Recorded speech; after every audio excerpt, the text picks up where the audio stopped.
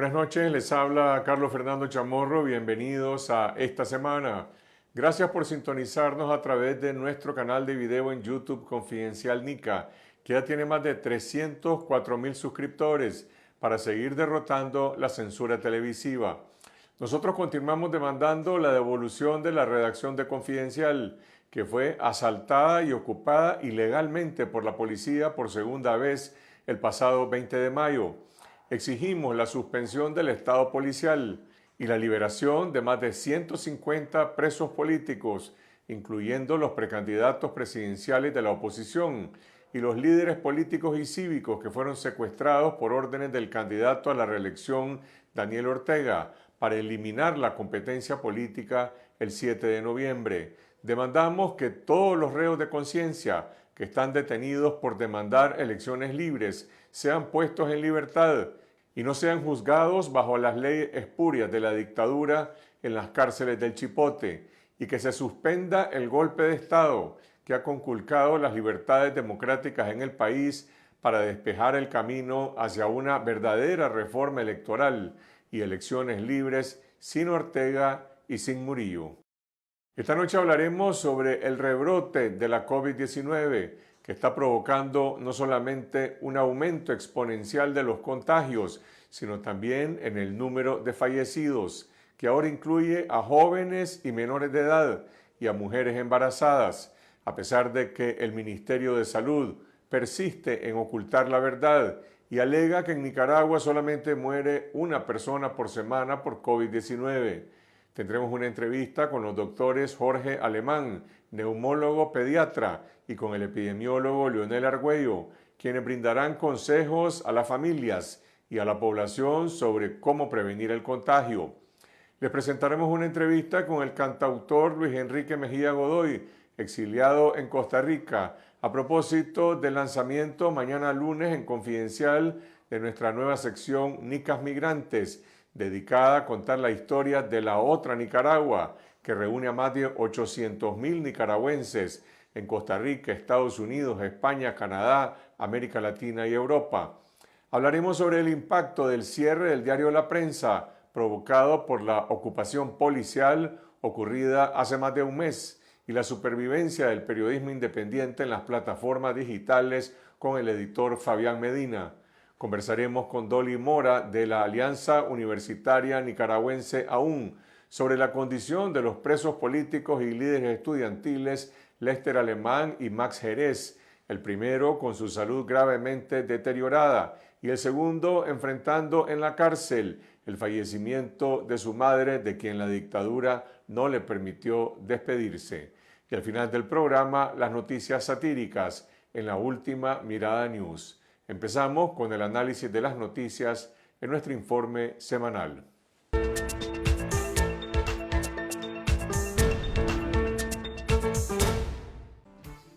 El obispo auxiliar de Managua, Monseñor Silvio José Báez, advirtió este fin de semana que las violaciones de los derechos humanos que se siguen cometiendo contra los nicaragüenses bajo un régimen de crueldad demandan la ayuda de la comunidad internacional, a la que demandó ir más allá de la hipocresía diplomática.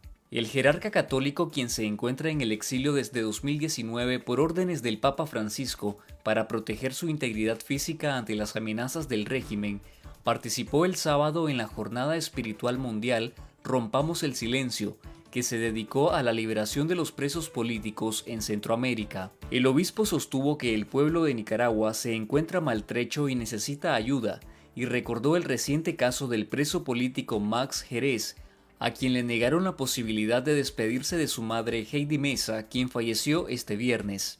Nicaragua es un país secuestrado en este momento por una cúpula en el poder. Una sociedad maltratada de mil maneras, incluida la pandemia, y en donde hay personas concretas que en modo especial han sido privadas de su libertad. Hay que ir más allá de la hipocresía diplomática. Lo que ocurre en Nicaragua no puede ser ajeno a las demás naciones del mundo. Los países de Centroamérica son los primeros que tienen que volver la mirada hacia Nicaragua. Y el resto de la comunidad internacional. Hay que intervenir para parar esta crueldad. En la cumbre de la CELAC celebrada en México, el presidente de Uruguay, Luis Lacalle Pou, cuestionó a las dictaduras de Cuba, Nicaragua y Venezuela por sus violaciones a los derechos humanos y la eliminación de la democracia y el derecho a disentir. El canciller nicaragüense Denis Moncada volvió a calificar al gobierno de Argentina como instrumento del imperialismo norteamericano y reiteró que el régimen de Daniel Ortega no respaldará a la administración del peronista Alberto Fernández para que asuma la presidencia pro tempore de la Comunidad de Estados Latinoamericanos y del Caribe CELAC en 2022. Cuando no se respetan los derechos humanos, nosotros en esta voz tranquila pero firme debemos decir con preocupación que vemos gravemente lo que ocurre en Cuba, en Nicaragua y en Venezuela. En mi país, por suerte, la oposición tiene resortes democráticos para quejarse. Esa es la gran diferencia con el régimen cubano. Moncada acusó a Argentina de violar nuestra dignidad al supuestamente haber diseñado junto al gobierno de Estados Unidos una estrategia para vulnerar y negar la soberanía de Nicaragua, refiriéndose de esa forma a las críticas por las constantes violaciones a los derechos humanos que se cometen en Nicaragua. Mientras tanto, el ex canciller argentino Felipe Solá fue destituido este fin de semana en medio de un escándalo político en su país y rechazó las acusaciones de su homólogo nicaragüense y argumentó que uno de los principios de la política exterior de su país es la de no intervención en asuntos internos de otras naciones. 50 países demandaron la liberación inmediata de todos los presos políticos en Nicaragua en una declaración conjunta en el Consejo de Derechos Humanos de la Organización de Naciones Unidas. Entre los demandantes están Estados Unidos, Canadá, Costa Rica, Brasil, Colombia, Chile, España, Francia, Alemania, Suiza, entre otros. El pronunciamiento sostiene que los países firmantes han recibido informes de detenciones arbitrarias e intimidación general contra opositores, políticos, periodistas y defensores de derechos humanos. El Club de Madrid, que reúne a más de 100 ex jefes de Estado y de Gobierno, pidió la aplicación urgente de la Carta Democrática Interamericana a Nicaragua, tras la orden de arresto contra el escritor Sergio Ramírez y otras medidas represivas del gobierno de Daniel Ortega. Los miembros de este foro abogaron por la congelación de la financiación de organismos internacionales y bancos centrales al país. El presidente Daniel Ortega cayó sobre estos señalamientos de violaciones de los derechos humanos cometidas por su gobierno en su discurso del pasado 15 de septiembre. El próximo martes 21 de septiembre se realizará una audiencia en el Subcomité de Relaciones Exteriores del Congreso de Estados Unidos, con la participación de la expresidenta de Costa Rica, Laura Chinchilla, así como Berta Valle, esposa del precandidato presidencial y preso político Félix Maradiaga. El Ministerio de Salud sigue ocultando la alta ocupación hospitalaria y el aumento de fallecidos por la pandemia de la COVID-19, pese a que varios hospitales del país están desbordados. En Managua, fuentes médicas confirmaron que en el hospital alemán nicaragüense, el promedio de muertes ronda a las 20 por día. Entre dos hospitales del norte del país, se reportan 315 fallecidos por COVID-19 de agosto a septiembre. En el Hospital San Juan de Dios en Estelí murieron cerca de 280 personas el mes pasado, mientras que en el Victoria Mota de Jinotega, de la tercera semana de agosto a este mes, contabilizan 35 defunciones. Los tres hospitales reportan salas COVID-19 llenas y el incremento de ingreso de pacientes embarazadas. La Organización Panamericana de la Salud confirmó que en Nicaragua hay una ocupación alta de los servicios de salud, en particular de los hospitales, y un aumento del número de casos de COVID-19, incluidos niños y adolescentes. El director de Emergencias de Salud de la OPS, Ciro Ugarte, señaló que en ausencia de datos oficiales que permitan hacer un análisis adecuado, existen otras fuentes de información sobre la situación del país. Pese al aumento de las hospitalizaciones y de la mortalidad, las aglomeraciones siguen ocurriendo en todo el territorio nacional. El régimen orteguista firmó un contrato con el Fondo Ruso de Inversión Directa para el suministro de la vacuna Sputnik V y Sputnik Light para lo que resta del 2021. Una comisión integrada por los hijos de la pareja presidencial Laureano y Daniel Ortega Murillo y la magistrada del Consejo Supremo Electoral Alma Novia Baltodano sostuvo una reunión con el Fondo Ruso en Moscú. Sin embargo, las autoridades no brindaron detalles sobre las cantidades de vacunas ni el monto del contrato con Rusia. Nicaragua no tiene ni el 4% de su población con el esquema completo de inmunización, y el gobierno sigue dependiendo de las donaciones canalizadas a través del mecanismo COVAX de la Organización Panamericana de la Salud. El gobierno de España rechazó rotundamente las acusaciones de la Fiscalía de Nicaragua en contra del escritor nicaragüense Sergio Ramírez. Una declaración conjunta de los Ministerios de Relaciones Exteriores y de Cultura de España respaldó a Sergio Ramírez Premio Cervantes 2017 como un referente moral e intelectual de la libertad de pensamiento y expresión, principios que se ven reflejados en su obra literaria. El también ex vicepresidente de Nicaragua presentó en España su novela Tongolele no sabía bailar, inspirada en la represión que ocurrió durante la rebelión de abril de 2018. La tercera novela de la saga del inspector Dolores Morales se encuentra secuestrada en la aduana de Nicaragua, mientras el autor está en el exilio después que el régimen dictó en su contra una orden de detención y allanamiento. Si algún beneficio puede tener esta barbaridad, es que es Nicaragua la que está de promedio y que es Nicaragua la que está puesta en el centro de la atención mundial hoy en día, gracias a este abuso, porque todo el mundo entiende que no es el abuso contra un dirigente político, sino que contra un escritor que está siendo castigado por decir lo que piensa, por elevar su voz y porque escribe libros que no son del agrado de quienes detentan el poder en Nicaragua.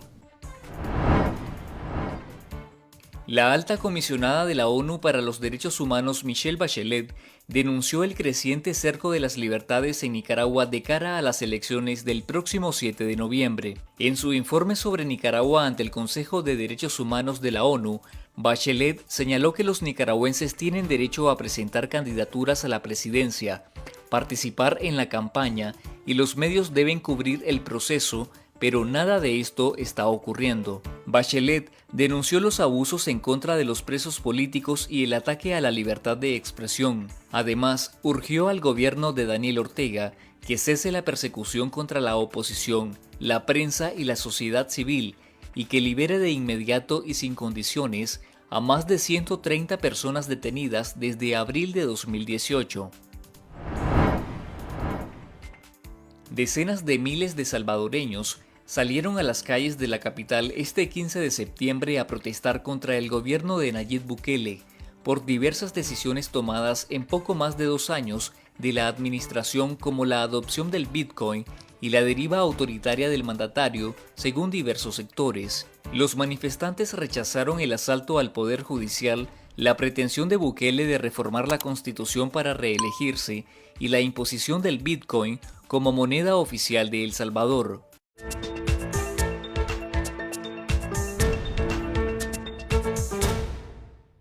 Esas son algunas de las noticias que tuvieron más impacto durante la semana. Y ahora nos comunicamos con Dolly Mora de la Alianza Universitaria Nicaragüense AUN para conversar sobre la condición en que se encuentran los presos políticos y líderes estudiantiles Lester Alemán y Max Jerez en las cárceles del Chipote desde hace más de 2 meses y medio. Dolly, la muerte de doña Heidi Mesa este viernes, sin haber podido ver a su hijo Max Jerez, quien está preso en el Chipote desde hace más de 75 días, ha causado bastante consternación en el país. Max estaba informado sobre esta condición de gravedad de su madre. Sí, Max estaba al tanto de la condición de los padecimientos de doña Heidi. De hecho, en la visita que hubo hace poco, que tuvieron los familiares, una prima de él pudo acceder, ¿no?, a la visita, y ella también le informó sobre la situación de la salud de doña Heidi. Él lo tomó bastante calmado, según lo que nos comentó su prima, pero pues distinto es que ahora no sabemos de qué manera le van a transmitir la noticia del fallecimiento de doña Heidi y eso nos tiene con cierta incertidumbre, pues tanto a la familia como a nosotros. ¿Hubo alguna justificación oficial, alguna respuesta del sistema carcelario, de la policía, del Ministerio de Gobernación ante la solicitud que se hizo para que Max pudiera ver a su madre en el hospital? No, el día de ayer en la mañana que a nosotras nos avisa la familia, porque los médicos les dicen que a doña Heidi prácticamente le quedaban horas de vida y eso lo dice la epicrisis que nosotros llevamos a auxilio judicial. Decidimos, en primer lugar, bueno, hablar con la familia, sacar la alerta y hacernos presente a auxilio judicial, la familia, yo fui también, y el abogado. Y llevamos la epicrisis original, fuimos a informar sobre la situación de doña Heidi y llevábamos la documentación necesaria, ¿verdad? Nos dijeron que no podía hacerse nada, que era vía judicial. Se hizo, bueno, ya teníamos listo, ¿no? El escrito, toda la parte burocrática legal se hizo. Se llevó el escrito, porque además eso es otra cosa. Nos dicen que están de vacaciones, que los jueces están de vacaciones y que entran hasta el lunes. Pero hay una ventanilla única atendiendo en los juzgados. Pues el abogado fue, presentó el escrito, no lo querían agarrar al inicio, costó mucho que lo pudieran pues agarrar, lo recibieron, pero al final pues no se hizo nada. O sea, nosotros hemos dicho desde ayer y lo remarcamos, realmente esto es un tema de voluntad, es un tema de voluntad política, más allá de la burocracia y las legalidades, porque todos estos son procesos arbitrarios. Ninguno de los presos ha tenido un debido proceso o un proceso legal correcto. Sabemos que es profundamente político, a como esta decisión, que además no es Max el primer preso en no despedirse de su mamá o de un familiar cercano que fallece. Entonces, esto simplemente es un tema de voluntad política. Nosotros tocamos todas las puertas, no solo en la parte legal, sino también otros canales, incluso pues con la Iglesia Católica, estuvimos ahí viendo distintas gestiones y realmente es un tema de carácter inhumano, pues realmente no hubo voluntad, a como no hubo en el pasado con otros casos, que se pudieran despedir de su familia. Hay por lo menos una decena de presos políticos que no han podido despedirse de sus familiares que han estado enfermos en estado de gravedad y que han fallecido, sus padres, madres, abuelos, de manera que sí hay una práctica sistemática del sistema político para impedir este tipo de gestos humanitarios. La salud de Lester Alemán, ¿cuándo fue la última vez que lo vieron y cuál es su condición? Sí, sobre Lester, pues nosotros también sacamos una alerta preocupados porque, bueno, en primera instancia, doña Levia, que es su mamá, logró verlo en la visita, ¿verdad? Ella salió bastante, Lester de por sí es muy flaquito, pues, y lo vio mucho más delgado, lo vio pálido. Lester tiene una voz bastante fuerte y dice que Lester hablaba muy bajito, que perdió fuerza en la voz. Él pues le dice a ella que no ha recibido tortura física, pues de golpes y eso, pero sí es una tortura física el tema de la alimentación, que eso también todos los familiares lo han constatado, ¿no? Que les dicen que no les dan una buena alimentación o que les dan muy poco o que no les dan en los tiempos que corresponde. Pero una semana después en la audiencia, quien nos alerta, por decir así, ya es pues su defensor, su abogado, porque si doña Heidi vio a Lester bastante delgado y débil, el abogado nos comenta que Lester ni siquiera podía caminar, que eran los oficiales que estaban ahí ayudándole a ponerse en pie. Entonces ya eso pues nos dio una alerta mucho más fuerte de la condición física y de salud que él está atravesando y decidimos sacar esa alerta, ¿verdad? No sabemos qué ha pasado con él, no ha habido ningún tipo de comunicación hacia el abogado o hacia la familia. Se emitieron los recursos y los escritos que tienen que ver con la revisión médica, que también ese es otro dilema, porque si fuese un médico relativamente independiente, nos daría cierta confianza sobre ese diagnóstico, pero ya sabemos que todo el sistema de justicia y todo el sistema pues del gobierno, incluido el Instituto de Medicina Legal, que es el que hace estas valoraciones médicas, pues también está cooptada, ¿no? Por ellos.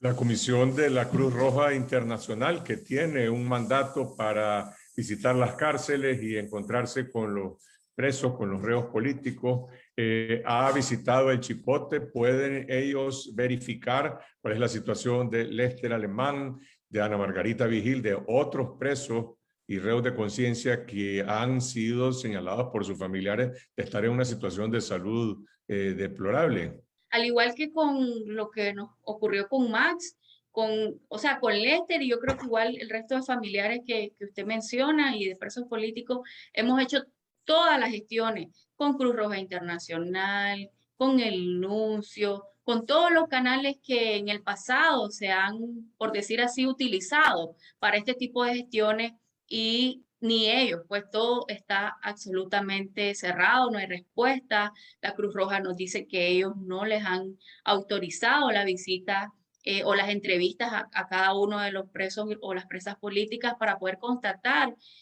cuáles son las condiciones físicas. Entonces nosotros vamos a seguir elevando la denuncia, no vamos a dejar y no nos vamos a callar en este tema, a como no lo vamos a hacer con el tema de Max. Nos parece profundamente inhumano lo que ocurrió ayer. A nosotros nos golpea mucho porque no solo son nuestros amigos, son nuestros hermanos y compañeros de lucha.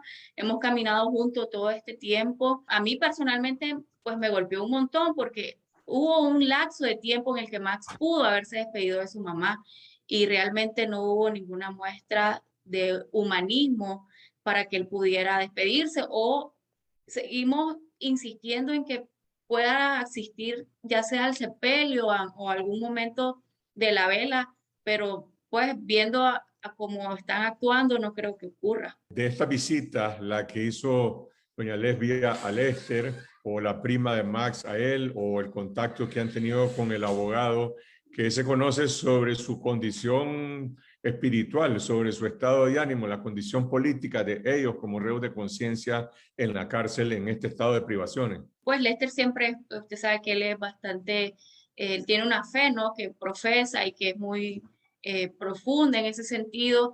Él le dijo a su mamá, pues, que Cristo vence, como lo dijo cuando a él lo apresaron, que Dios es bueno porque le había permitido, pues, los había permitido reencontrarse. Yo creo que emocionalmente hay cierta fuerza y esperanza porque pues siempre los chavalos decían y nosotros hemos dicho, estamos preparados, realmente nadie está preparado para la cárcel, ¿verdad? Pero hay esa esperanza y esa fuerza de compromiso por este país, ¿no? Porque al final todo lo que ocurre y lo que está pasando es por buscar la libertad de este país. Y de Max, el abogado sí nos comentó que Max sí, pues estaba un poco, lo veo bien, pues relativamente, que Max incluso hasta le dijo, fuerza, doctor, ánimo, sigamos, no sé qué. Entonces yo creo que los chavalos son dos jóvenes muy valientes, profundamente comprometidos con este país y que nosotros esperamos que pronto puedan ser libres él y todas las presas y los presos políticos que están injustamente secuestrados. Continuamos con el rebrote de la COVID-19 en Nicaragua, con los médicos Jorge Alemán y Leonel Argüello. Si desean recibir todos los días información verificada con las alertas noticiosas de Confidencial, les invitamos a suscribirse de forma gratuita al número de WhatsApp 8577-1820. Y ahora nos comunicamos con los médicos especialistas Jorge Alemán, neumólogo y pediatra, quien brinda sus consultas médicas en Managua, León y Estelí, y con el epidemiólogo Leonel Argüello, para conocer sobre el impacto del rebrote de la COVID-19 y cómo prevenir la pandemia en su hogar. Doctor Alemán, doctor Argüello, gracias por conversar con la audiencia de esta semana. Doctor Alemán, usted brinda servicios de salud como neumólogo y pediatra en Managua, en León y en Estelí. ¿Cómo ha evolucionado la pandemia en los últimos 2 meses en relación a los pacientes que a usted le toca atender? Pues he estado viendo, la pandemia se ha estado incrementando de hace meses atrás. pero estas últimas 3 semanas han existido números de agendas llenas. Tengo agenda llena de 2, 3 días, full de 17 a 20 pacientes diarios. La mayoría de pacientes son jóvenes entre 20 a 35 años, personas no vacunadas. Y entre esos pacientes que eventualmente mi consulta se transformó en neumología pediátrica a neumología de adulto, pues sí, he estado viendo pacientes pediátricos entre 3 a 15 años con datos o secuelas de enfermedades infecciosas como el COVID, eventualmente sí. ¿Y esos pacientes requieren hospitalización? ¿Has conocido la evolución de estos casos que han atendido en tu consultorio? Sí, casi el 70% se pueden manejar en la parte privada, en la parte domiciliar. Muchos de estos pacientes quieren manejarse a nivel domiciliar con oxígenos, otros necesitan otros medicamentos que son de manejo hospitalarios. En muchos de estos casos se recomiendan estar hospitalizados, pero hay un temor. Mucho se está notando que los pacientes no quieren hospitalizarse, a pesar de que las recomendaciones nuestras como médicos es que se hospitalicen, pero pues ellos consideran de estar hospitalizados en casa. Entonces, de estos, prácticamente un 5% pueden llegar a hospital, quieren mantenerse la mayor parte o el tiempo posible en su casa y ya cuando existen mayores complicaciones, pues se van al hospital. Hay mucha limitación, eventualmente el oxígeno, que es una limitación que se está conociendo en todas partes, y más ahora, pues en nuestro país, hay mucho limitante para las personas adquirirlo y otros tipos de medicamentos que lamentablemente no son tan accesibles para ellos. ¿Te ha tocado atender casos de niños afectados por la COVID o de mujeres embarazadas? Sí, sí me ha tocado atender mujeres embarazadas. Esto lo voy a dar como un ejemplo. He tenido mujeres embarazadas donde se han brindado el esquema que se da de ivermectina, de cloroquina, de colchicina, algo que me asustó tanto que lo recetaron así y así se lo dieron a una mujer embarazada. Me asustó tanto que tuve que enviárselo al perinatólogo para que que la revisara. He notado también por experiencia propia, muy personal, mujeres embarazadas que han tenido que morir. Y niños entre los 3 y los 15 años, existen casos de la edad en el periodo escolar entre los 5 y los 8 años, donde mayor pueden haber casos por fiebre 1 o 2 días. Otros pacientes ya mayores de 10 años presentan más síntomas, los síntomas son más respiratorios. A ellos en ocasiones les he enviado tomografía. Recientemente tengo 2 o 3 casos de pacientes en este grupo etario donde se le demuestra que por tomografía tienen el COVID y sin embargo pues siguen aún asistiendo a escuelas. Precisamente este sábado se publica en Confidencial la historia de un niño fallecido de 12 años de edad. Su madre considera que se contagió en el colegio, en la escuela pública. ¿Cuáles son los focos de contagio para personas menores de edad? Hay algo interesante y recientemente salió un artículo en el cual cómo es el contagio entre un niño y otro niño. El contagio de un niño puede contagiar un solo día a 77 niños hasta 150 niños.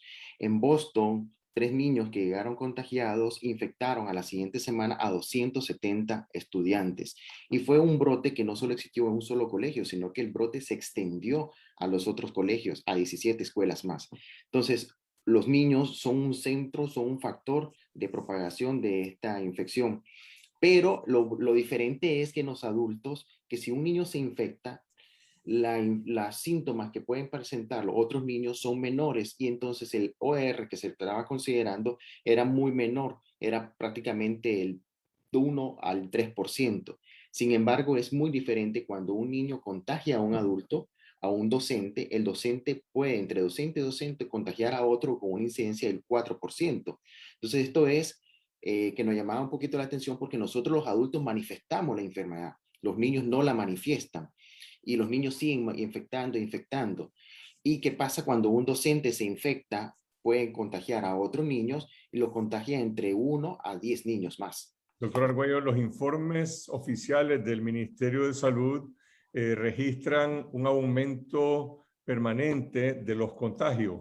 pero solo registran un fallecido por semana, mientras, por ejemplo, en el hospital alemán hay informaciones confirmadas de que fallecen 20 pacientes diariamente, y este es solo uno de los más de 30 hospitales que hay en Nicaragua. ¿Qué información hay a nivel nacional sobre los demás hospitales, además del alemán nicaragüense? Mira, prácticamente todos los hospitales están llenos, ¿verdad? Y han tenido que abrir salas secundarias para poder atender a pacientes COVID. Y las cifras del Ministerio de Salud, que señala semanalmente que cada semana es mayor que la semana anterior, ya sobrepasamos hace rato la mayor cantidad de casos semanales oficiales que se reportaron el año pasado. La tendencia va para arriba. De hecho, fíjate que médicos fallecidos, solamente en lo que va del mes de septiembre han fallecido 16 de los 53 médicos que han fallecido este mes. Eso te denota la alta transmisibilidad y el problema, pues, porque se supone que los médicos nos cuidamos más, aunque estemos más expuestos. Y la situación va para arriba, pues esto no lo para nadie, con las aglomeraciones que hay, con las escuelas, como decía el doctor, efectivamente no se toma ninguna medida. Yo sé de casos de profesores, de docentes que están con COVID y tienen que ir obligatoriamente a seguir trabajando, o sea, están contagiando a los alumnos. La situación es bien compleja en Nicaragua, o sea, esto no va a parar mientras se siga con la irresponsabilidad de estar contagiando a la gente. Esta es una enfermedad que se pasa de una persona a otra. Y con la nueva variante, con la Delta, estás hablando de que una persona puede pasarle a 8 personas más. Imagínate, estas 8 personas se las pueden pasar a 8 personas más. Solo ahí tenés en un lapso de 5 días 64 personas a partir de un caso. Y luego cada uno de esos lo multiplicás por 8. Entonces, a como vamos en Nicaragua, si la ciudadanía no decide realmente quedarse en casa, salir solamente para lo necesario, tomar las medidas de prevención del distanciamiento físico y del uso de la mascarilla y el lavado de manos con agua y jabón, va a ser muy difícil. O sea, Nicaragua va a seguir teniendo casos y recordemos que esta enfermedad repite, que aunque uno esté vacunado, la variante Delta no te va a proteger contra la enfermedad, te vas a enfermar, no te vas a morir ni te vas a complicar. Y ya que estamos hablando de niños, yo he conocido de niños de 5, de 7, de 11 años fallecidos. Los niños también presentan una complicación del síndrome multisistémico inflamatorio que tenemos que alertar a los padres. No sé si el doctor va a hablar o después yo puedo complementar también acerca de los signos de alerta para que los padres estén atentos, ya que el 80% de los niños no presentan síntomas, pero sí pueden presentar posteriormente estas complicaciones. Y estamos viendo muchísimos niños que están presentando este síndrome. El año pasado nosotros vimos, no sabíamos lo que era en realidad, pues, pero desde el principio de la epidemia nosotros vimos varios niños de esto y ahora es impresionante la cantidad de niños y gente joven que se está enfermando y que está falleciendo. Entonces, si no tomamos las medidas pertinentes, los ciudadanos, porque al gobierno se le ha hecho múltiples llamados del año pasado, va a ser muy difícil que se pare esta epidemia. ¿Cómo se puede comparar este momento, que pareciera ser un pico o una ola sostenida, con lo que se vivió en mayo o junio del año pasado? Vos decías que los datos del propio Ministerio de Salud en cuanto al número de contagios ya superaron el 2020. Sin embargo, ellos siguen insistiendo de que solamente fallece una persona por semana. ¿Se puede proyectar cuál ha sido la mortalidad en estos 2-3 meses en comparación al 2020? Sí, eso de un fallecido semanal, nadie lo cree, ¿verdad? Porque eso es imposible. El observatorio está señalando que hay alrededor de 190 a 200 fallecidos por semana. Y yo creo que el observatorio pudiera andar alrededor del 50%. O sea que en Nicaragua fácilmente fallecen entre 300, 350 hasta 400 personas por semana. El año pasado hubieron más de 7,000 fallecidos usando los datos oficiales del Ministerio de Salud. O sea, hubo 4 veces más fallecidos de personas con diabetes y hubo el doble de fallecidos de personas con infarto del miocardio. Entonces, actualmente es muy difícil porque no tenemos la cifra, ¿verdad? Pero lo que sí te puedo decir es que estamos peor que el año pasado. Lo que pasa es que en el imaginario, primero que quedó, ¿verdad? De los entierros express, que ya no se hacen y que las velas tampoco se prohíben, lo cual es un problema serio porque ahí se contagia a la gente al no tomar las medidas de prevención. Y el hecho de que no tenés que estar esperando en los hospitales, o sea, eso se ha mejorado 2 cosas. Uno, no hay entierros express, entonces la gente cree que no hay epidemia, ¿verdad? Y segundo, le dan información a los familiares, cosa que no se hacía antes. Entonces, esas 2 mejorías también dentro del imaginario de la gente sienten como que estamos mejorando, ¿verdad? Y no, estamos empeorando, a pesar de tener una ayuda enorme, millones, de más de 100 millones de dólares para el COVID, pero vos no lo estás viendo en equipamiento, no lo estás viendo, por ejemplo, ahorita, yo lo señalé desde el año pasado y lo señalé reiteradamente, el Ministerio de Salud debería haber creado unidades de oxigenoterapia. ¿Qué son eso? En centros especiales o en centros de salud o en espacios, poner tanques de oxígeno, ¿verdad? Con sillas, para que los pacientes puedan recibir oxígeno, porque esta es una enfermedad que si vos la captas a tiempo, si la persona está bajando su nivel de oxígeno, vos lo vas a recuperar solamente con oxígeno. Y si es necesario, le pones también medicamentos en dependencia de cómo esté el paciente. Y lo recuperas, no necesita llegar al hospital. La situación actual, donde se está poniendo una barrera a un derecho de salud, que es el acceso a los medicamentos, el acceso a los oxígenos, es grave. Porque entonces esto te va a producir primero que como no hay oxígeno, entonces es posible que una gente decida morirse en su casa, es posible que otra gente se mueva a los hospitales, se van a saturar más los hospitales de lo que ya está. Y recordemos una cosa, por mucho que vos digas, ¿verdad?, que los hospitales tienen todo, por mucho que vos digas de que están todas las condiciones, es el ser humano el que está trabajando en ese hospital. Y el médico y el personal de enfermería está agotado. Y no es lo mismo ver 10 pacientes que ver 50 pacientes. Perdés calidad, ¿verdad? Y eso hay que tomar en cuenta. ¿Eso qué significa? Que estás poniendo a la población en más riesgo de fallecer. Una de las tendencias más claras que se aprecia en estos últimos 2 meses es el contagio masivo en los núcleos familiares. Doctor Alemán, ¿qué se puede hacer en la familia para prevenir la expansión del contagio y particularmente las señales de alerta para la familia, para los niños? Hay algo diferente que existió el año pasado en este periodo. Es un poco la tolerancia o romper, o quieren romper el miedo a la enfermedad, porque realmente conocen la enfermedad, saben cómo se transmite, saben que hay una persona enferma y a pesar de eso, en la familia siguen asistiendo 2 o 3 personas a un familiar. Algo que se le ha pedido un poco la recomendación, cuando alguien te está enfermo, aíslense. Otra cosa que está pasando es que están minorizando los síntomas. Cuando uno minoriza los síntomas, un cuadro gripal, catarral, desde un síndrome, hoy me escribió un ejemplito hoy mismo, hoy me escribe una persona que en la mañana está con síntomas, que tiene el temor de que pueda ser la enfermedad, que no se enferma frecuentemente, pero tiene una reunión y qué puede tomar para esto. Entonces, en esto es que conocen algo de la enfermedad, saben que puede iniciar con síntomas leves y aún así se exponen. Entonces, ¿qué hacer? Pues uno tiene unos síntomas, traten de estar en la casa, traten de tomar distanciamiento, es lo primero que se trata de hacer. El distanciamiento debe ser 3 metros con otra persona para poderse dirigir y utilizar la mascarilla todo el tiempo posible. Si los síntomas mejoraron a 2, 3 días, está bien. Ahora las nuevas guías responden de que uno puede reintegrarse si existieron pruebas, pero si la persona no se recupera, totalmente se tiene que aislar las 3 semanas si no existió pruebas. Si existieron pruebas que se pudieron haber corroborado, los síntomas son prueba de inicio y prueba de salida para saber que el paciente logró estar sin contagiar a demás personas. Esas serían, pues, lo otro es utilizar sus utensilios personales, tratar de estar en sus cuartos. Las nebulizaciones traten de utilizar lo menos posible porque a veces utilizan y se automedican. Y ahora hay, en Facebook existen algo que estas son las nuevas guías, esto tú utilícenlo y lo reproducen como que se automedican los pacientes y consideran que la nebulización es prudente. Hemos lanzado propaganda de que realmente no hagan este tipo de cosas.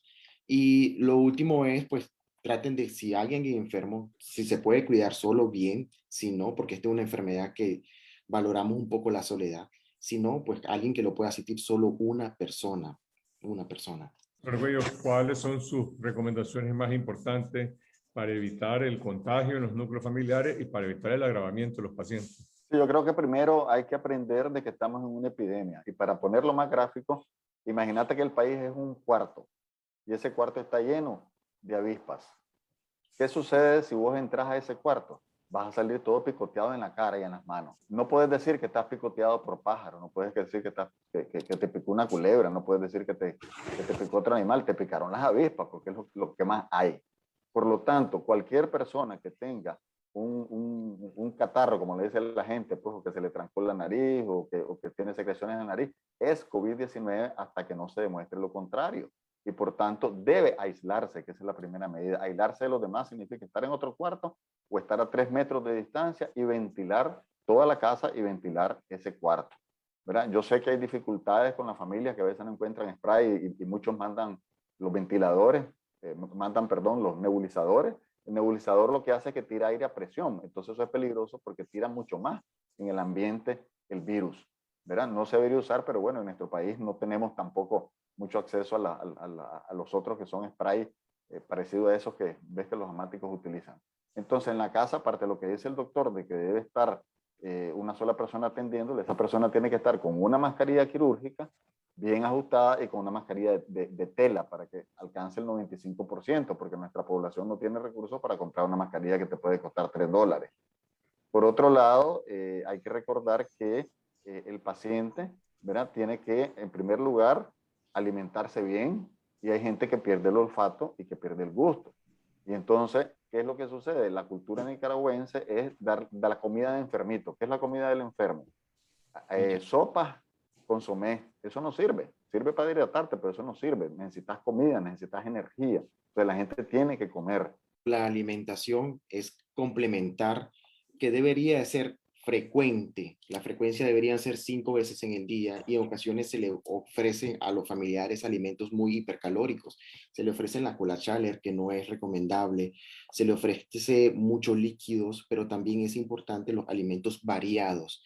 En ocasiones las proteínas deberían de ser con altas cargas, como pollo, como pescados, y que no llevaran muchos tipos de alimentos muy grasosos. Esas serían un poquito las recomendaciones, un poquito de alimentación para hacerlo. Doctor Alemán, una última pregunta sobre la vacunación. El presidente Ortega dijo recientemente que se aplicarán vacunas solamente a mayores de 30 años, y usted está hablando de una enfermedad que está afectando con bastante severidad también a menores y particularmente también a niños. ¿Qué alternativa tienen los menores de 30 años si están excluidos del plan de vacunación?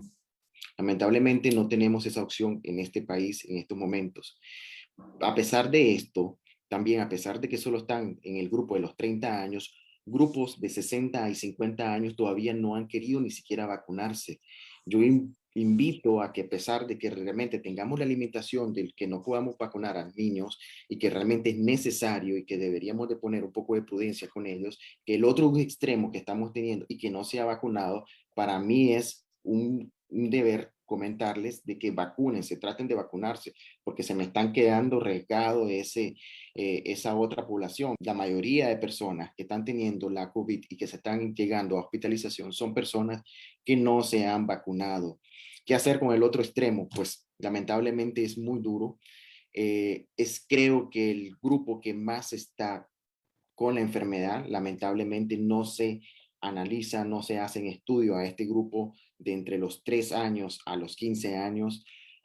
Se lo están olvidando, lo estamos olvidando, y creo que es un peso fuerte porque es la mayor población que existe en Nicaragua. Es la más grande, es la que está todavía asistiendo a colegios. Es la que tiene menos cuidado porque los niños se quitan la mascarilla, tienen poca limpieza de sus manos, tienen contacto cercano con otro niño y realmente llegan a su casa con enfermedad a contagiar a mayor personas. Entonces, es muy difícil porque realmente vamos a seguir infectando a mayor personas. Lo bueno es que podemos estar vacunando a las personas adultas, que son los que más están falleciendo, pero pues lamentablemente sí deberíamos también de vacunar a otro grupo, que son los grupos entre los 3 y los 15 años de edad, que ya hay estudios, ya se pueden poner las vacunas. Eso es lo que dicen los médicos Jorge Alemán y Leonel Argüello. Continuamos con el cantautor Luis Enrique Mejía Godoy. Migrantes nicaragüenses de ayer. En el país, en Nicaragua, no hay nada que hacer, entonces buscamos Costa Rica, ir a coger café. Y de hoy. Realmente uno viene a trabajar, a buscar trabajo por necesidad, pues allá. Nicaragüenses desplazados por la crisis. Me vi obligada a movilizarme hacia este país. Sus historias. Lo primero que recuerdo son las caras de mis hermanos que murieron. Sus logros. La campeona que soy ahorita no es porque me fue fácil. Sus retos. Le perdimos el miedo a todo represor en nuestro país. Sus aportes. Somos nosotras las mujeres migrantes hablando sobre historias de mujeres migrantes. El espacio que retrata y destaca a la migración nicaragüense. Esto es Nicas Migrantes, de Confidencial.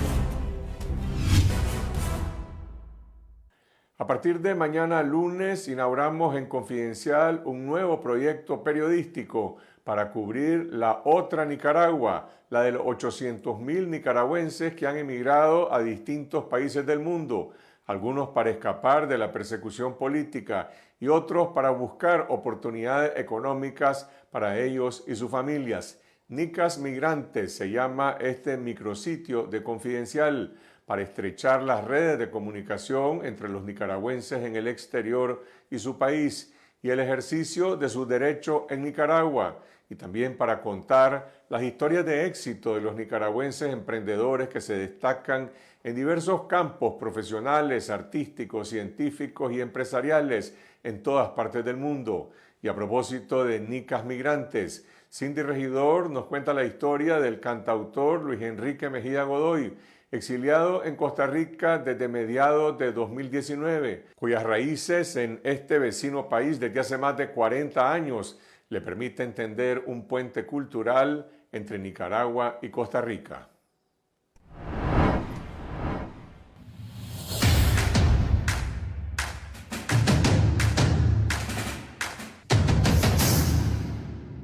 Gracias, don Luis Enrique, por esta entrevista. ¿Cómo se encuentra? Pues relativamente bien, si se puede decir eso, lejos pero nunca ausente de la patria. Don Luis Enrique, ¿usted hace cuánto salió de Nicaragua y desde cuánto está aquí en Costa Rica? Yo salí definitivamente, digamos, desde entonces no regreso, un 1 de agosto del 2018. Había salido para hacer 2, 3 conciertos, no recuerdo si Guatemala y otros países, en el mismo 18. Pasarán los días, los meses, los años, nadie olvidará cómo nos cambió la vida. Pero en la medida que se fueron poniendo las cosas más difíciles, más complicadas, este 1 de agosto del 2018 ya pensé definitivamente no regresar a Nicaragua, mientras no hubiera condiciones para regresar. Hasta ahora pienso que no las hay. No solamente por la situación política, sino por la situación socioeconómica, ¿no? No hay trabajo, es decir, no es una Nicaragua normal. Entonces, y la pandemia vino a agravar todo esto. Entonces me vine para acá. Primero estuve un año entre Canadá, Estados Unidos y Centroamérica, ¿no? Haciendo conciertos, giras, etcétera, dichosamente, ¿no?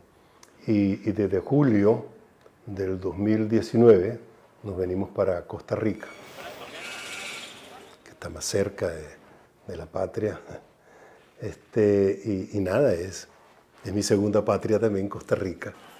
Y es un país que yo quiero mucho y tengo, como dice la gente, una base social para mi trabajo que me permite. Yo venía a Costa Rica mucho, venía 3, 4 veces al año, todos los años, ¿no? Como parte de mis salidas al exterior. Pero ahora es una Costa Rica para vivir, para sobrevivir, y es difícil, ¿no? Porque es otra Costa Rica además de la que yo viví en los años 70. Precisamente quería preguntarle de esa época. Usted vino por primera vez y vivió por un largo periodo cuando era estudiante. Sí, imagínate que yo me vine de 22 años a estudiar medicina a la Universidad de Costa Rica, cuando la Universidad de Costa Rica era prácticamente la única universidad del país.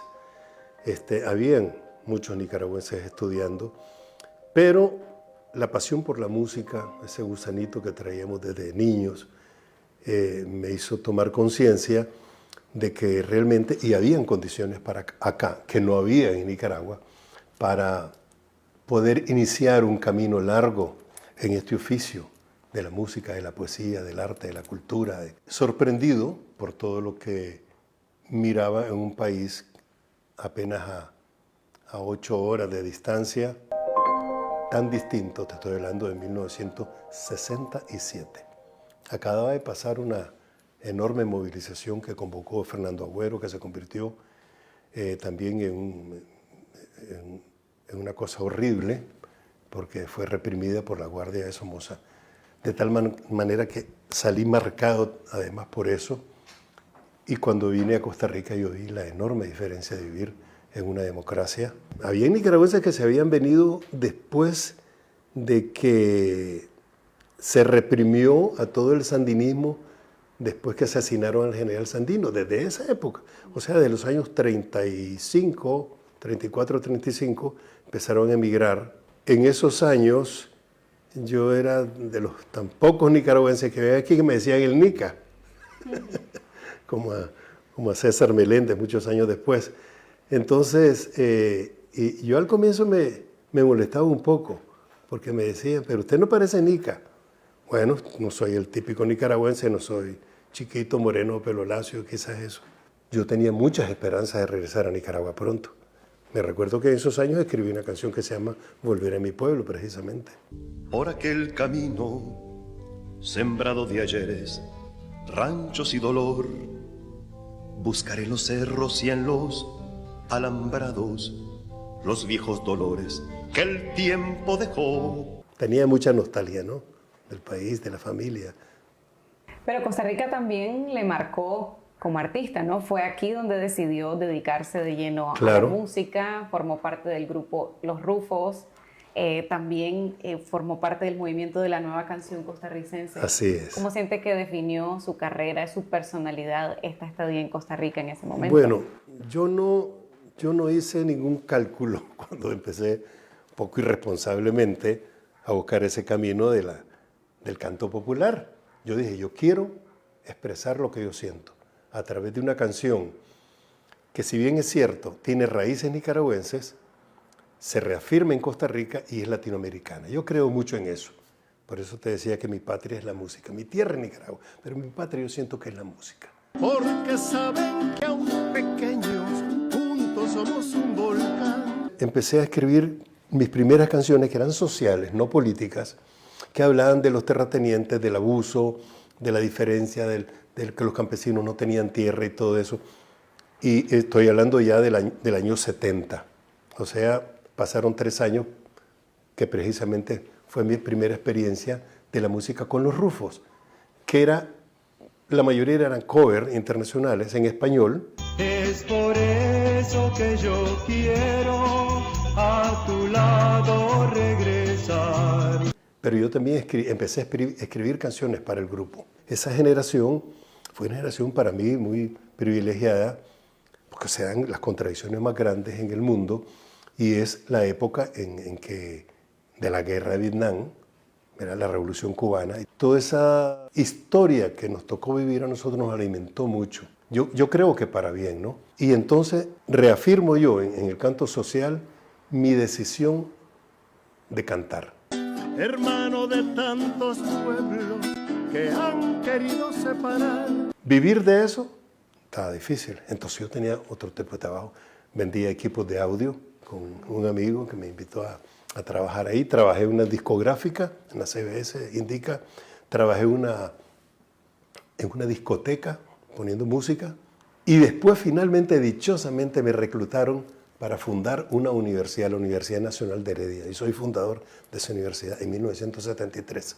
Y terminé militando en un partido de la izquierda costarricense, el Partido Vanguardia Popular. Vos me hablabas del movimiento de la nueva canción. Precisamente cuando empiezo a juntarme con estos amigos costarricenses, chilenos, porque está el exilio chileno también en esos años, venezolanos, porque Costa Rica siempre fue, hasta el día de hoy, un país que ha recibido y ha sido solidario con estas emigraciones o exilios, ¿no? Bueno, después hay una mezcla a lo mejor de esta nostalgia de la que me hablaba, de todo el recorrido como artista que había hecho, esa sensibilidad social, y sucede el triunfo de la Revolución Sandinista. ¿Es eso lo que le lleva a regresar a Nicaragua para construir ese nuevo país? Yo siempre iba a Nicaragua una vez al año. Y desde el 71, es una historia increíble, me encuentro con que mi hermano Carlos también está haciendo canciones. Y está haciendo canciones sociales y algunas cosas políticas. Y a partir de ese momento empezamos a hacer actividades políticas en Nicaragua con mi hermano Carlos, porque a él ya lo habían invitado el grupo Gradas a hacer conciertos en las gradas precisamente de las iglesias en aquel tiempo por la liberación de los presos políticos del Frente Sandinista. Yo soy un pueblo nacido de entre fusil y cantar. Decime vos qué increíble lo que yo siento hoy, después de todos estos años, ¿no? Desde entonces yo no regresé hasta el 79, pero yo no tenía ninguna militancia con la guerrilla. Es más, ni estaba en ese tiempo de acuerdo con la lucha armada. Pues siempre he sido pacifista y nunca me ha gustado el militarismo ni nada de estas cosas. Y escribía sobre eso también. Las siguientes canciones de los 70 hasta el 74 precisamente, creo que cuando yo escribo La Venancia, Pechos de Cabra, y ya entonces hablo de la guerrilla.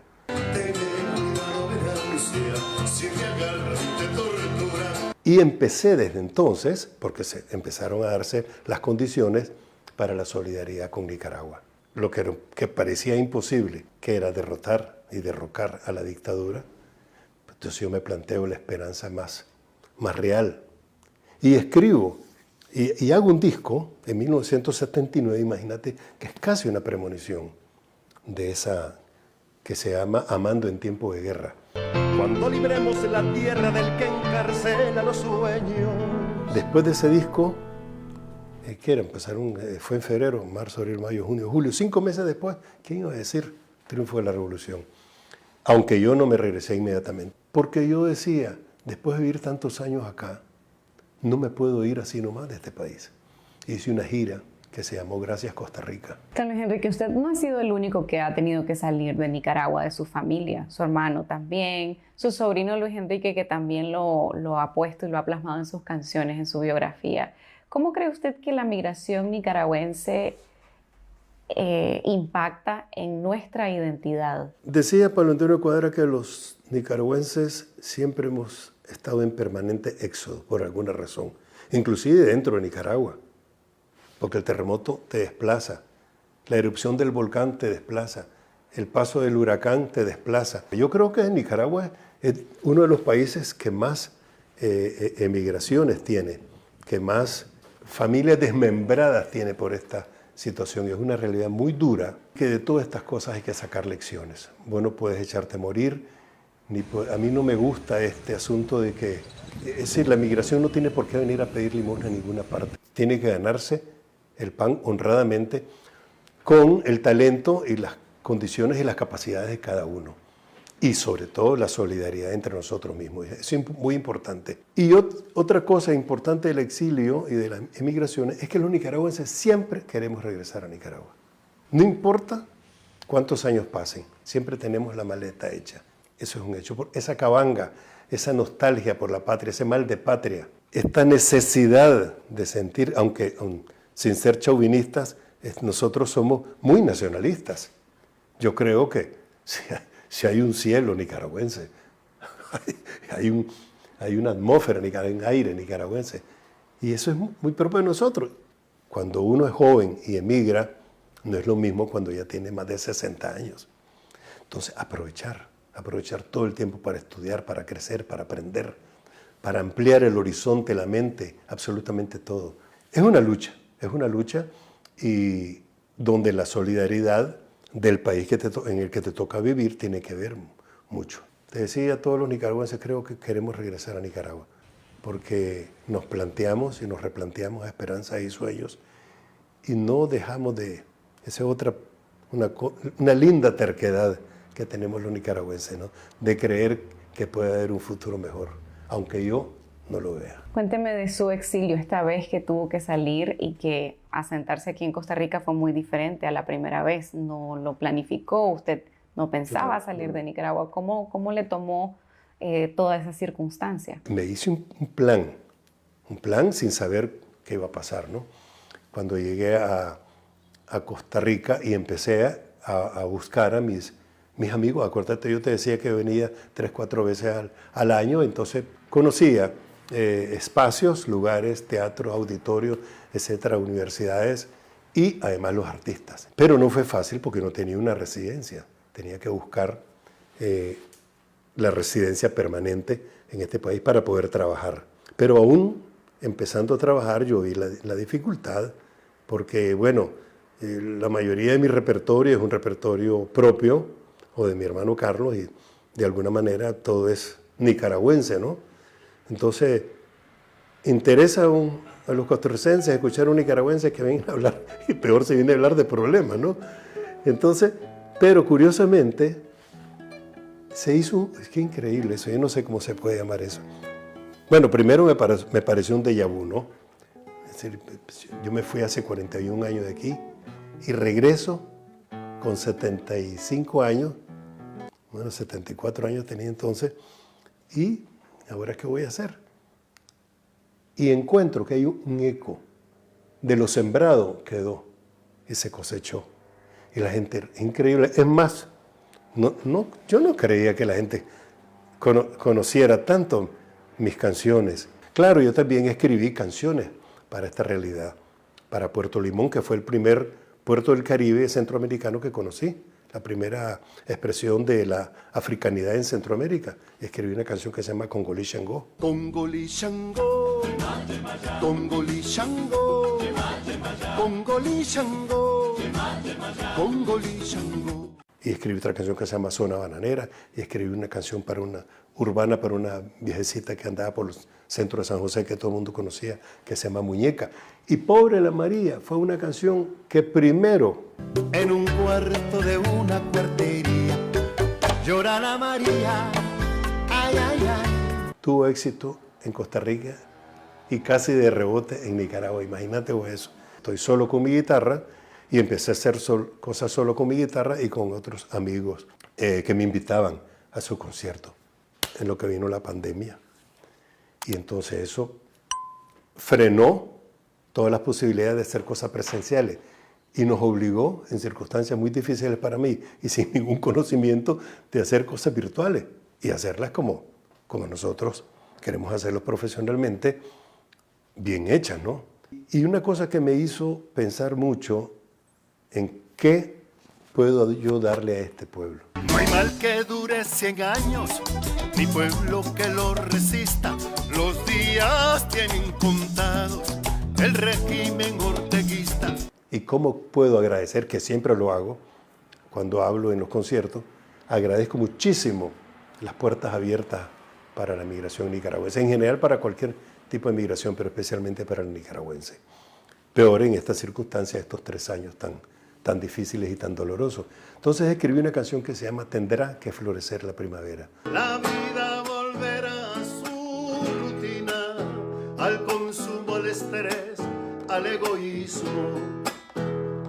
¿Valió la pena entonces?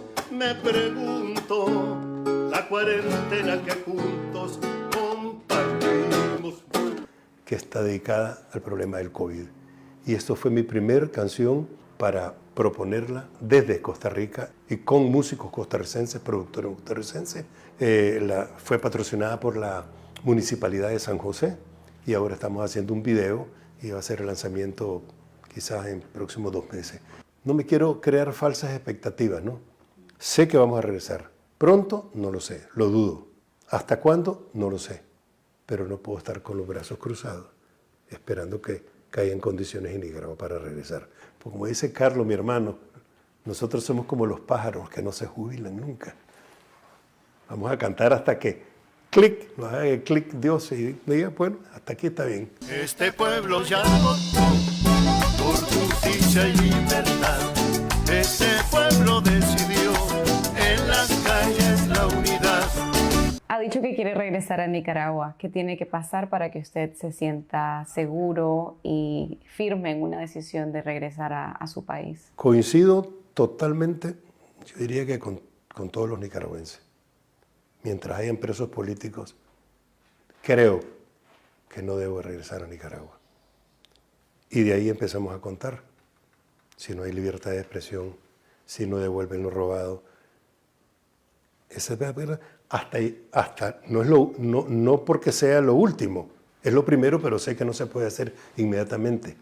Que haya un gobierno que nos permita, en primer lugar, que se haga justicia por todo lo que ha pasado, sobre todo en estos últimos 3 años. Pero esto también es una lección para los nicaragüenses. Esto no es un problema de 3 años, es muchísimos años. Ay, Nicaragua, Nicaragüita, la flor más linda de mi querer. Pero la rebelión de abril marcó un momento, un antes y un después en la historia reciente de Nicaragua. A 200 años después del llamado Bicentenario, nada ha cambiado. 200 años de corrupción, de golpes de Estado, de cuartelazos, de revoluciones, de rebeliones, de tiranía, de dictaduras. ¿Qué podemos? Yo no voy a celebrar nada, puedo conmemorar, eso sí, porque ha pasado un río de sangre en estos 200 años inmensos, ¿no? Y nada, pues quiero regresar a Nicaragua. Yo no digo cuando absolutamente todo esté resuelto, pero cuando hayan las condiciones necesarias para que inclusive este inmenso exilio o los que querramos regresar, podamos regresar. Pero ahora que serás libre, Nicaragüita, yo te querré mucho más. Pero ahora que serás libre, Nicaragüita, yo te querré mucho más.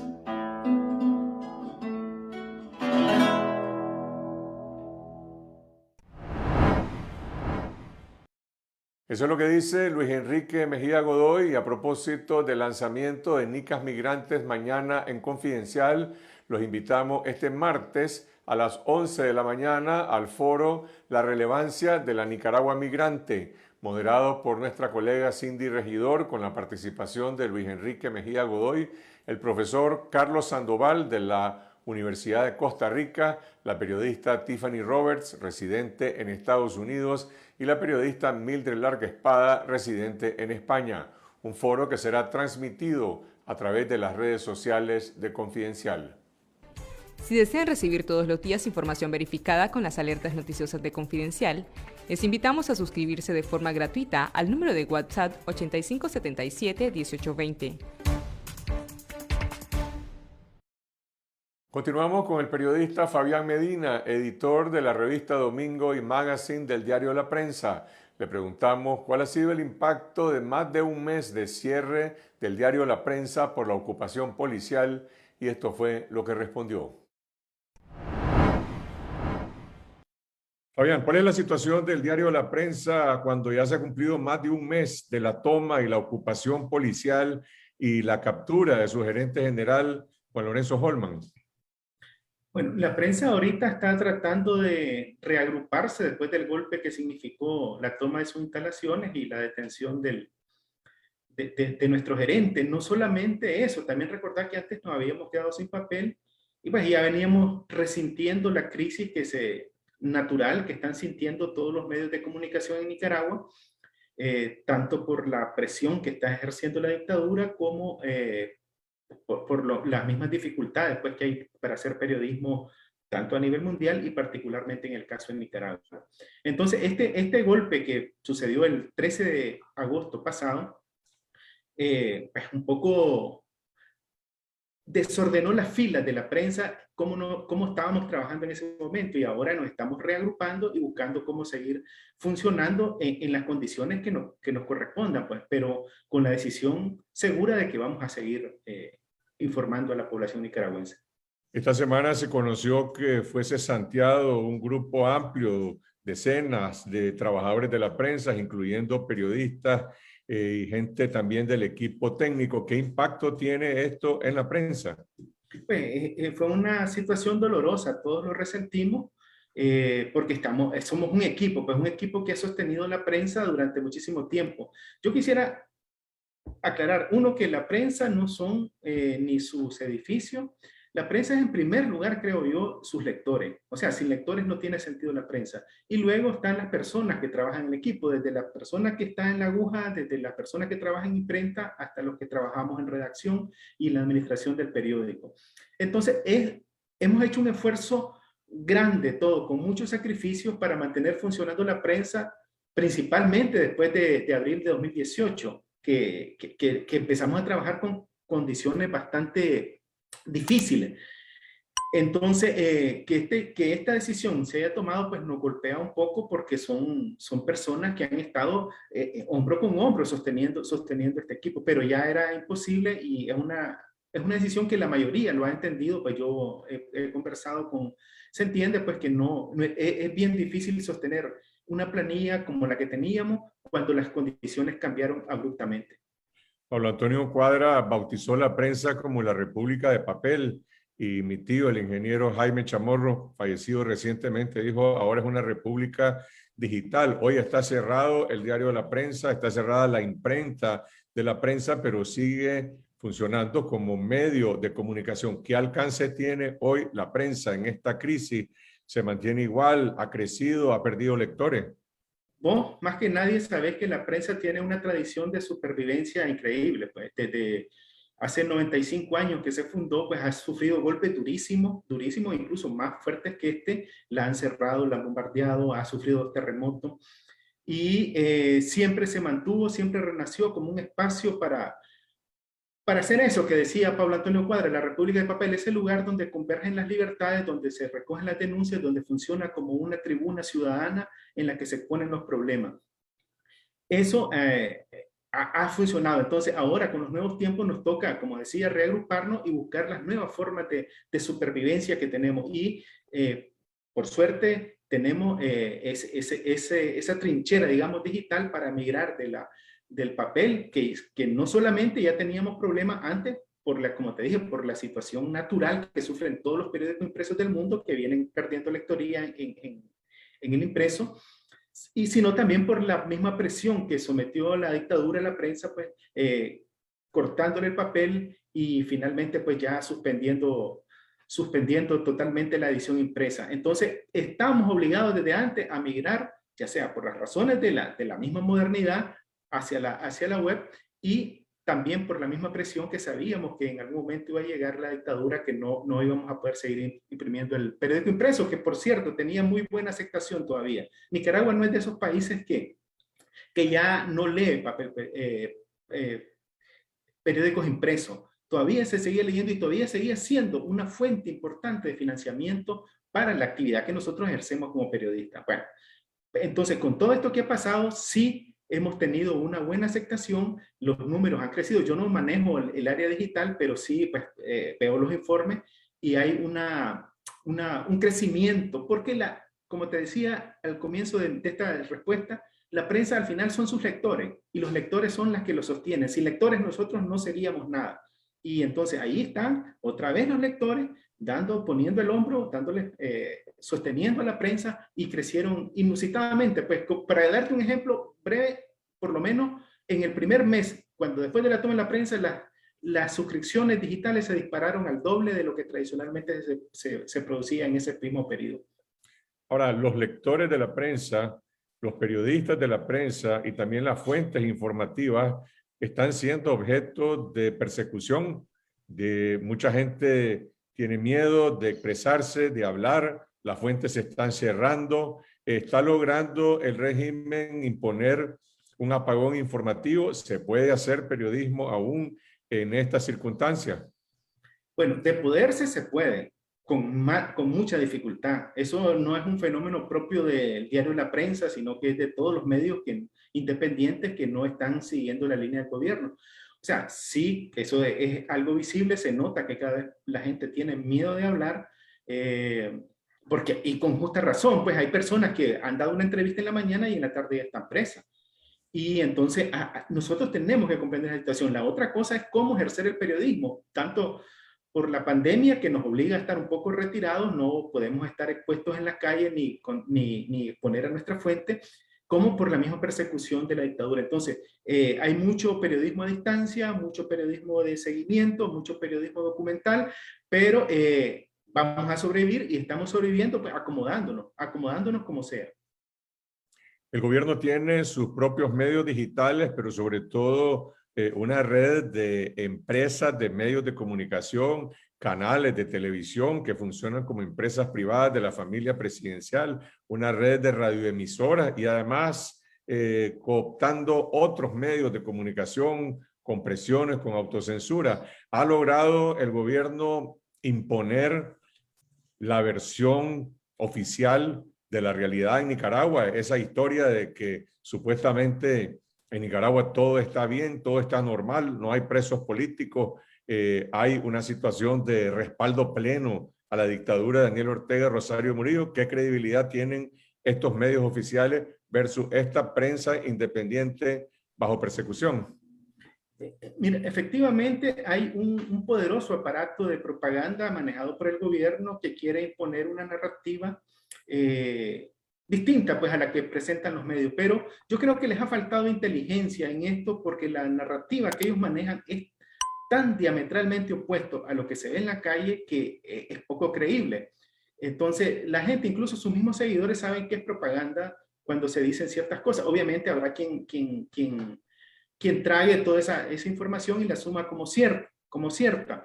Pero yo creo que incluso a ellos les convendría más un discurso más acercado a la realidad desde su propia posición que un discurso tan ficticio como el que se plantea ahorita. Entonces vos te encontrás que hay dos situaciones diferentes en Nicaragua. Una Nicaragua que circula en los medios oficialistas y la otra que circula en los medios opuestos, sin que haya una versión intermedia que confronte o que mezcle las dos versiones. Porque no tenemos acceso a ello. Nosotros los medios independientes quisiéramos tener acceso a esa versión del gobierno, pero no tenemos acceso más que replicando lo que ellos dicen a través de sus propios medios.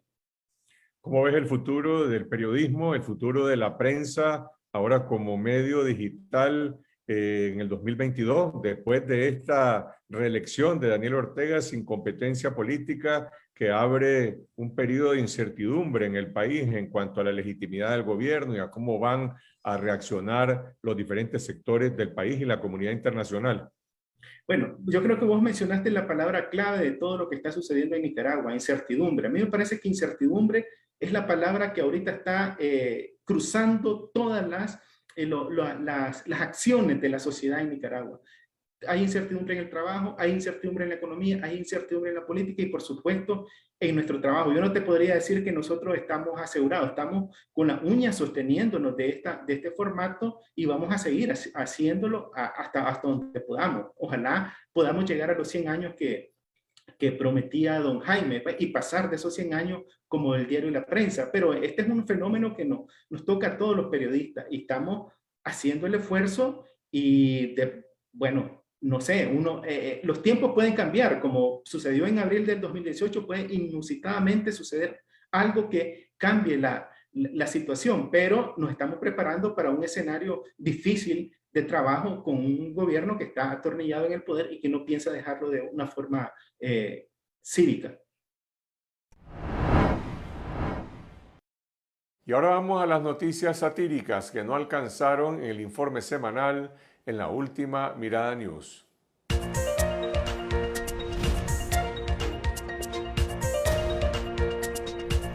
Hola, bienvenidos a la Última Mirada News. Soy Juan Carlos Sampié. El Partido de las Cuatro Letras celebró las fiestas patrias, volviendo a marcar con sus iniciales el Cerro Motastepe. En los 70, la marca Rolter fue la primera en usar el cerro con fines de promoción comercial. En los 80, el FSLN tomó su lugar y sustituyó a la famosa chinela de gancho con propaganda partidaria. Los gobiernos de Violeta Barrios, Arnoldo Alemán y Enrique Bolaños le devolvieron al cerro su integridad. Daniel Ortega logró contenerse cuando regresó al poder en el 2007, pero en vísperas de las elecciones más desprestigiadas de su historia, necesitaba unas piedras para recuperar la confianza en sí mismo.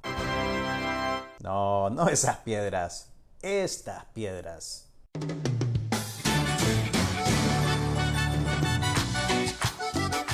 ¿Saben? No se ve tan mal, considerando el otro modelo que estaban planificando. Vamos, con Daniel, vamos adelante. Parece que tuvieron un repentino ataque de modestia. Véanlo de esta manera. Ya no solo nos vamos a dar el gusto de derribar árboles de la vida y rótulos de propaganda.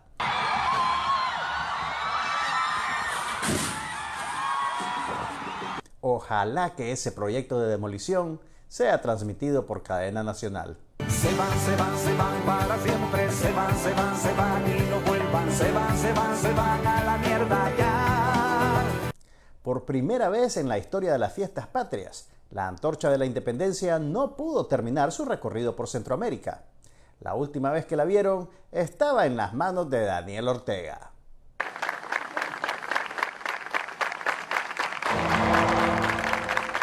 ¿Hay alguna recompensa por su recuperación? Porque algo me dice que la pueden encontrar en el Carmen. No, en realidad sí llegó a su destino. La ministra de Educación, Miriam Raudes, se la entregó a su homóloga en Costa Rica, en combo con miles de nicas migrantes. Bueno, supongo que esa es una manera de promover la Unión Centroamericana. En el acto donde recibió la antorcha, Ortega aprovechó la ocasión para dar una lección sobre cómo funcionan las contradicciones históricas.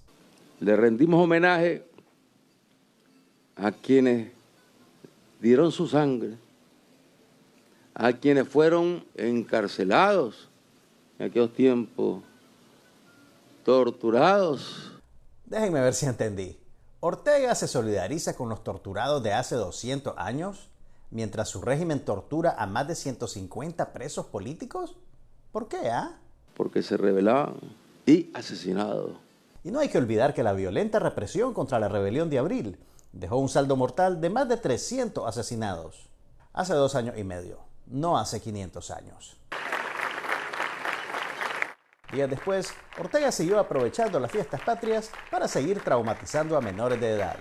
Buenas tardes, hermanos nicaragüenses. Con una nueva edición de la escuelita del abuelito genocida. Abuelito, dime tú, ¿qué sonidos son los que oigo yo? Esta es la única escuela pública del país donde se respetan todas las reglas de prevención del coronavirus. Clase al aire libre, asistencia reducida, uso obligatorio de mascarilla y distanciamiento.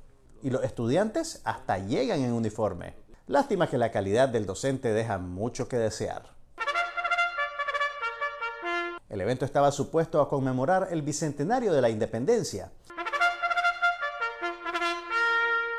y el 156 aniversario de la batalla de San Jacinto. Pero claro, cada discurso de Ortega es simplemente una oportunidad para compartir su versión autocomplaciente de la historia. En la esencia del modelo capitalista, que es la antítesis del cristianismo, ahí está. Ahí están, ¿sí? Ahí están todos esas actitudes, esos comportamientos diabólicos, de donde salen los vendepatrias. ¿Dijo algo sobre el diablo? Actitudes, esos comportamientos diabólicos, de donde salen los vendepatrias. Ortega dijo esto enfrente de una estrella de 5 puntas y un grupo de niños vestidos de blanco sentados en formación geométrica. ¿Coincidencia? Diabólico. Saben, cuando el comandante habla de comportamientos diabólicos, pienso en cómo su dictadura le negó el derecho a una persona agonizante de ver a su hijo para despedirse antes de morir, como el caso de Heidi Mesa, madre del preso político Max Jerez. Según la abogada Yonarqui Martínez, la dictadura le ha negado ese último adiós a 12 presos políticos que perdieron a sus madres, padres y abuelas. En todos los países del mundo, cualquier persona privada de libertad tiene derecho a despedirse de sus parientes en el umbral de la muerte, excepto en Nicaragua, donde los codictadores Ortega y Murillo se vanaglorian de ser más cristianos que los mismos sacerdotes. Los primeros vendepatrias son los que defendieron el dominio de España y se opusieron, porque se opusieron. Ortega le planta la etiqueta de vendepatria a cualquier ciudadano que adversa sus políticas represivas. Según él, los vendepatrias de hoy son los mismos que defendían a la colonia española. Y hablando de España, habían conspiraciones contra los conquistadores y las aplastaban de manera brutal. Lo que les recetaban era calabozos con cadenas en los pies, cadenas en los tobillos, cadenas en las manos, en los brazos, ¿sí? cae la voz, simplemente por tener ideas. Otra vez. Ortega tiene a más de 150 presos políticos secuestrados en las cárceles, sometidos a torturas. Pero volvamos a España. Y hemos agradecido, ¿sí?, a España. Ya han llegado de España hace poco, ¿sí?, han llegado vacunas nuevamente. Lo agradecemos al pueblo y gobierno español y al rey de España, se lo agradecemos. Ajá. Sí, él nos ha saludado con motivo de esta fecha de independencia, ha enviado un saludo, le agradecemos el saludo. Creo que España donó suficientes vacunas del COVID-19 como para que el comandante lo insulte menos que de costumbre. Nosotros no nos andamos metiendo ya con los aspectos particulares específicos de decisiones que toma cada país, que sigan contribuyendo. Esto es una forma de combatir la pobreza, desarrollar a un pueblo, desarrollar a un país. Ahí tienen la línea, países amigos. Ortega y Murillo quieren seguir haciendo sus fechorías dentro del territorio nacional, pero que eso no los detenga a ustedes de seguir mandándonos ayuda. Véalo de esta manera, comandante. Si aceptamos las vacunas, tenemos que aceptar parámetros de respeto a los derechos humanos. Y cuando ya todo estaba dicho, nadie pudo irse a su casa. Buenas noches. Porque llegó la hora de el chingaste con la compañera Rosario. Me ponen ustedes en los lugares que no me gustan. No, ojalá que se vea bien el fondo, porque van a empezar a levantar. ¡Hala! Pedimos prueba de vida de los dos propagandistas que cometieron el error de poner a la compañera en ese lugar donde no le gusta estar. Al margen de la plaza, lejos de la acción, de espalda a la gente, donde nadie puede verla. Gracias, compañero. Gracias. Uy, se la tragó la tierra. ¿O ese es un atajo para llegar a casa? Buenas noches. Así llegamos al final de esta semana. Nuevamente, gracias a toda nuestra audiencia por su solidaridad. Gracias a todos los medios radiales, televisivos y digitales que se enlazan con nuestra señal. Y si aún no lo han hecho, suscríbanse a nuestro canal de video en YouTube Confidencial Nica. Necesitamos más apoyo de nuestras audiencias para derrotar la censura en Nicaragua, en Costa Rica, en Estados Unidos y Canadá, en España, en Europa y en América Latina. Ya somos 304,000 suscriptores en YouTube y les agradecemos profundamente por su apoyo y su confianza. Pero a los que aún no están suscritos, les pedimos que se sumen a esta cruzada para estar conectados con la verdad, para que mañana tengamos 400,000 y 500,000 suscriptores. Síganos en Twitter a lo largo de la semana. Y si desean recibir todos los días información verificada con las alertas noticiosas de Confidencial, los invito a suscribirse de forma gratuita al número de WhatsApp 8577-1820. Regresamos el próximo miércoles en Esta Noche con Cindy Regidor, siempre a las 8 de la noche. Buenas noches.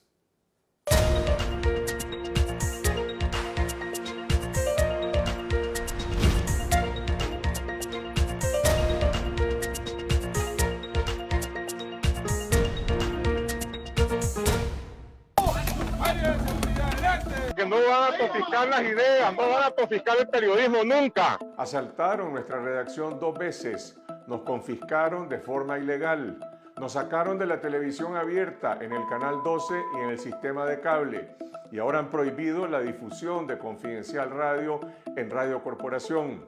Pero aquí estamos, haciendo periodismo, investigando y revelando la verdad que la dictadura pretende ocultar. Y vamos a seguir contando la verdad en Internet y a través de todas las redes sociales. Estas redes sociales no se pueden censurar. Así que quiero invitarlos a que se suscriban al canal de YouTube de Confidencial, donde les dicen la verdad, donde saben realmente lo que está ocurriendo. Confidencial Nica en YouTube. De esa manera se rompe el muro, el dique, evitan los zarpazos de la censura. Es la única manera que vamos a poder ganarle a la censura. Tenemos derecho de trabajar, de informar y de ser periodistas. Démonos la oportunidad de darle una mano a quienes tanto lo merecen y tanto lo necesitan para el crucial oficio de decir verdades. Tu respaldo a Confidencial es imprescindible para seguir informando la verdad. Los que no están suscritos, les pedimos que se sumen a esta cruzada para conectarse con la verdad, para terminar con la mentira oficial y para que Nicaragua vuelva a ser república.